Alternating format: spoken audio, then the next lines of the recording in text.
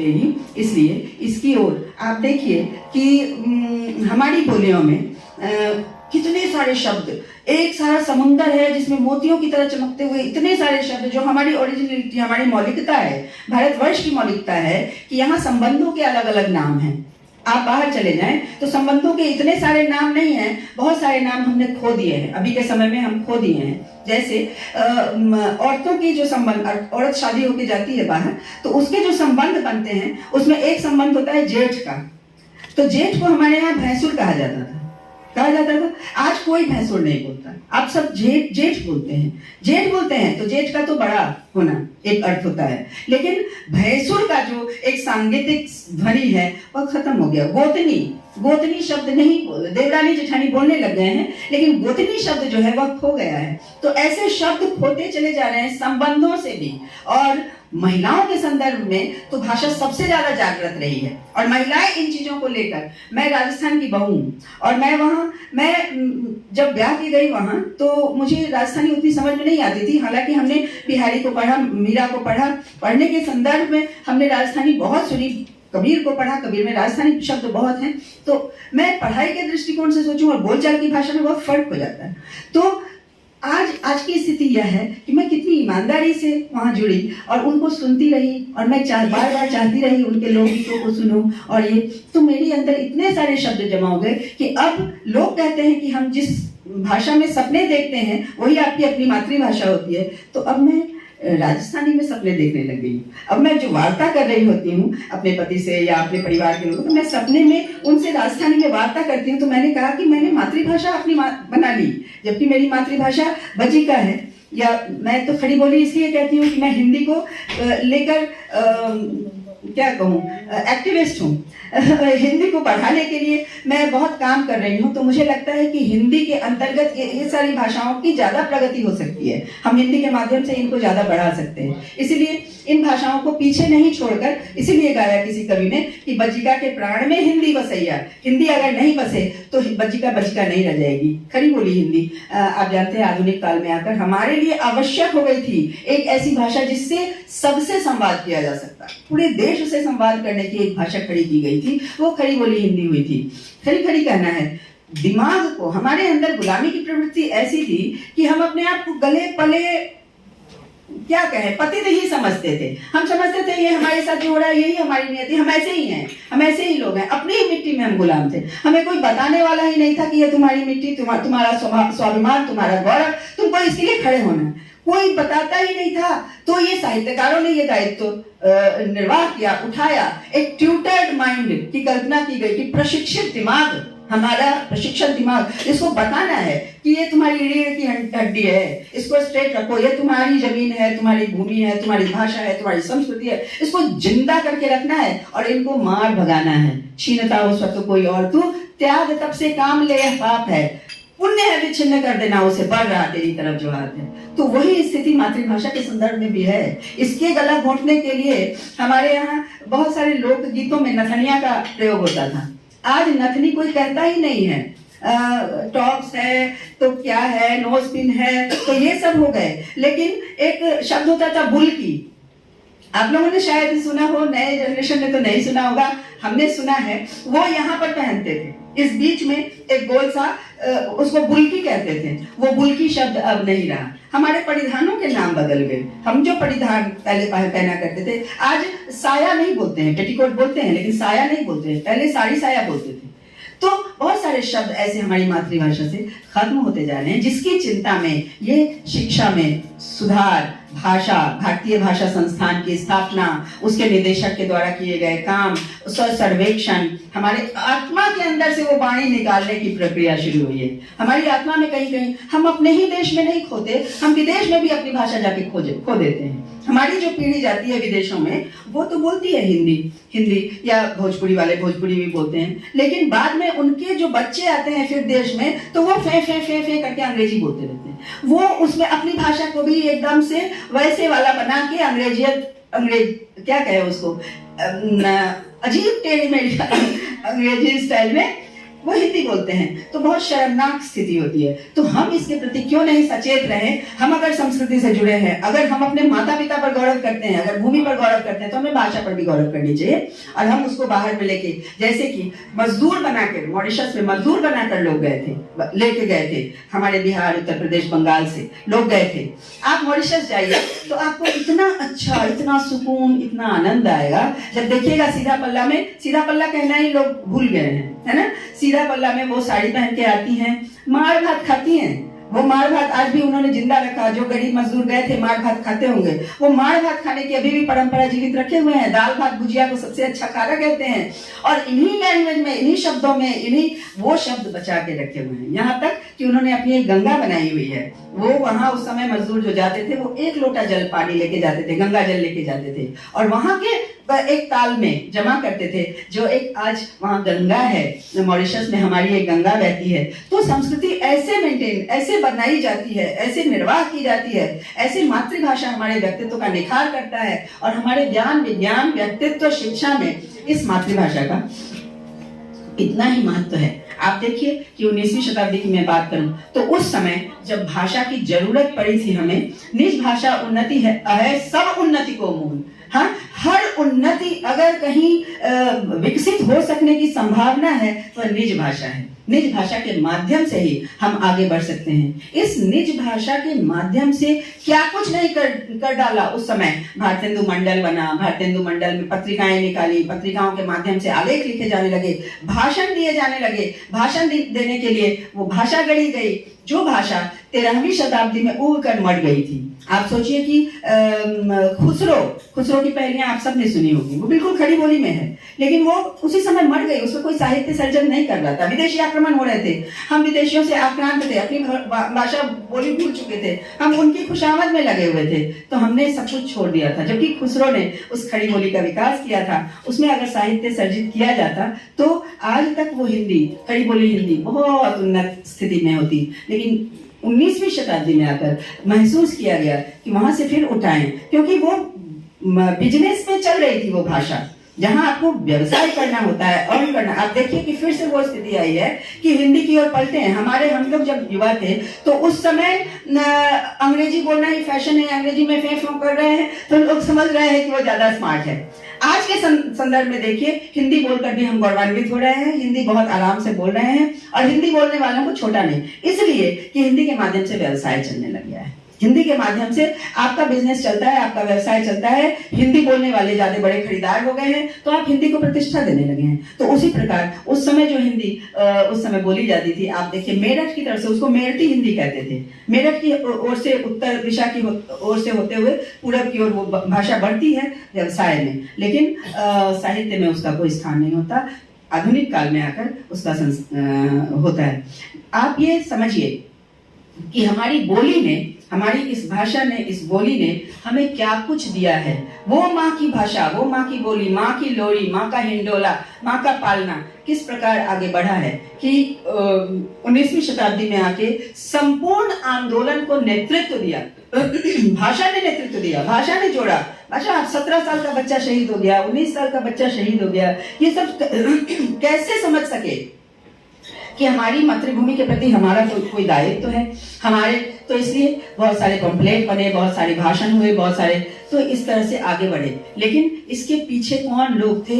तो वो चिंतक थे जो साहित्य के माध्यम से, संस्कृति के माध्यम से, लोकगीतों के माध्यम से, कितनी सारी विधाएं हैं।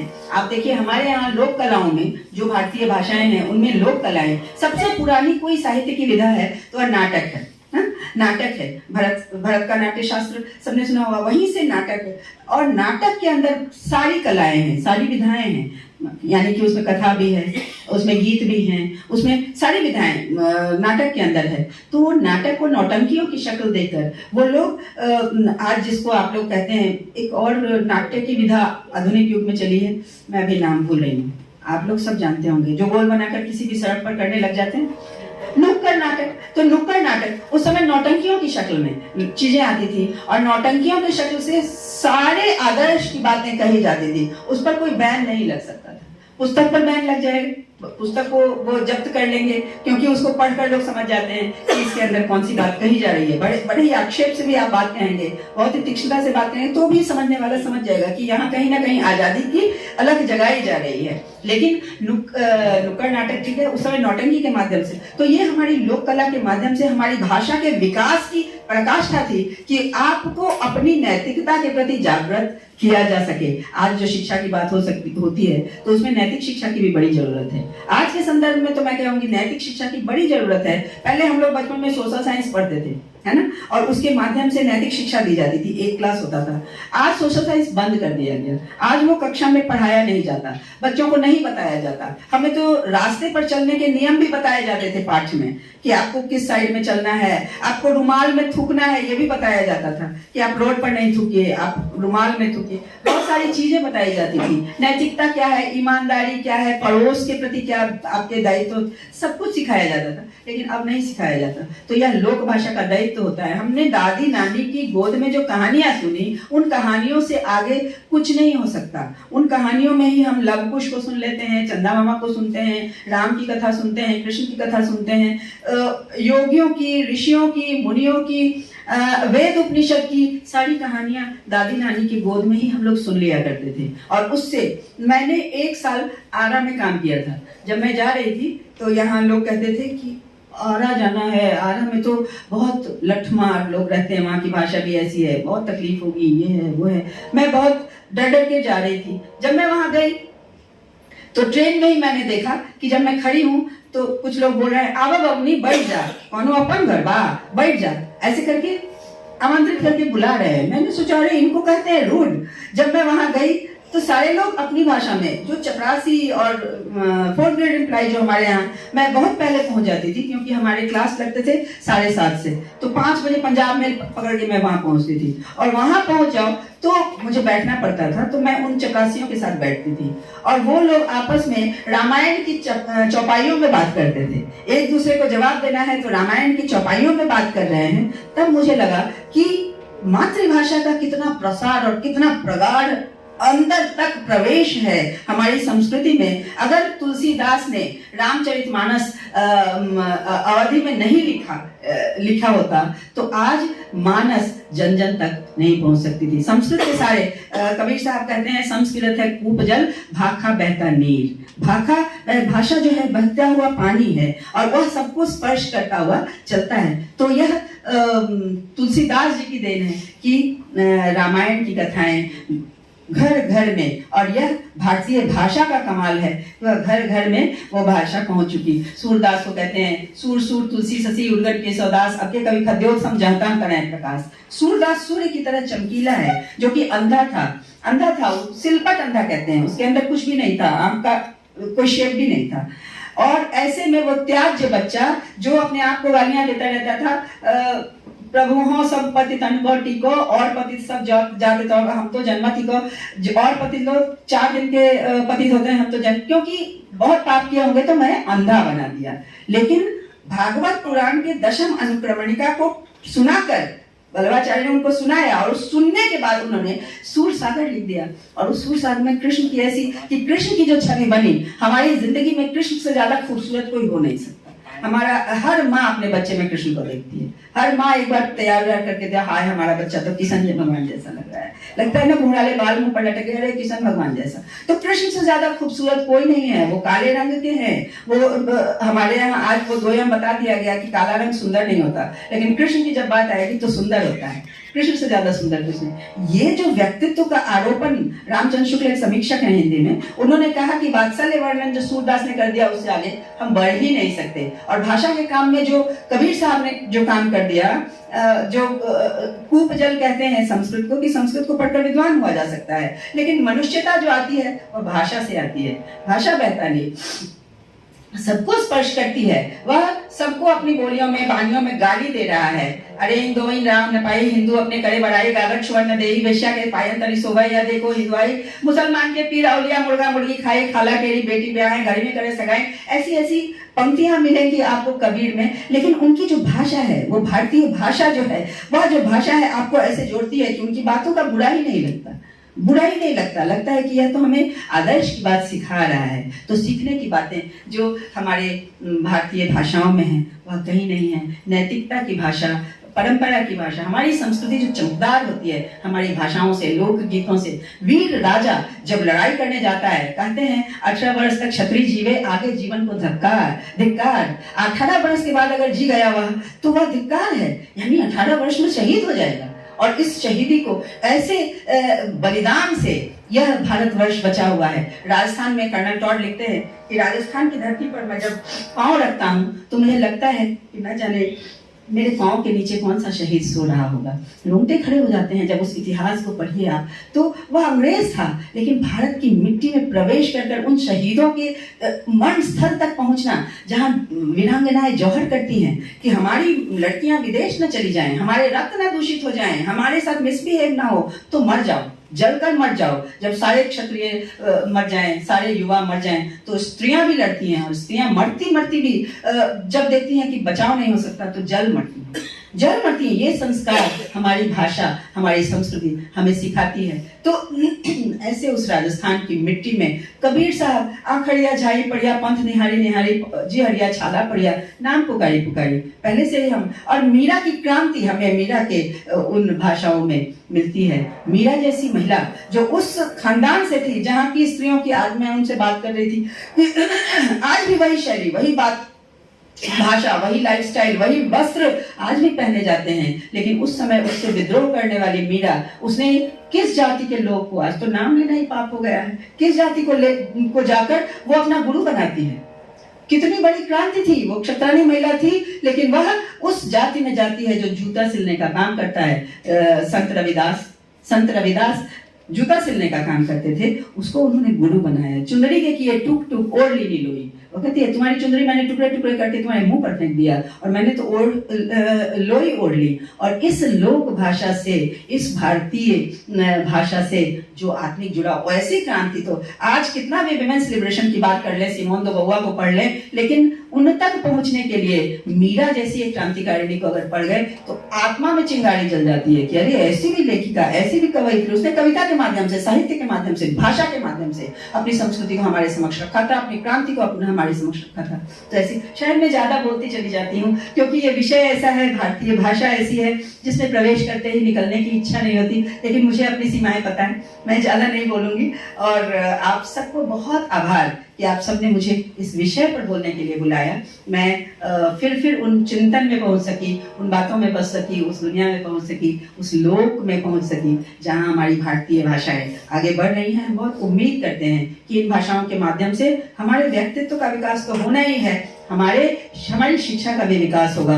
अब यूनिवर्सिटी में भी, विश्वविद्यालयों में भी, विद्यालयों में भी सब कुछ, अभी तो सिलेबस, अभी 1 साल के अंदर और सिलेबस बदलना है, और ये सब सिलेबस बदल जाएगा तो एक दूसरा ही रूप सामने आएगा। लेकिन अभी हम चिंतन और मनन की दिशा में हैं, और यह काम हो रहा है। आगे बहुत अच्छा, बहुत सुंदर इन भाषाओं का विकास होना है। जो लुप्त हो रही भाषा होती है वो चिंता का विषय होती है। इसीलिए यह दिन निर्धारित, इस दिन को मैं नमन करती हूँ, आप सबको नमन करती हूँ। बहुत आभार।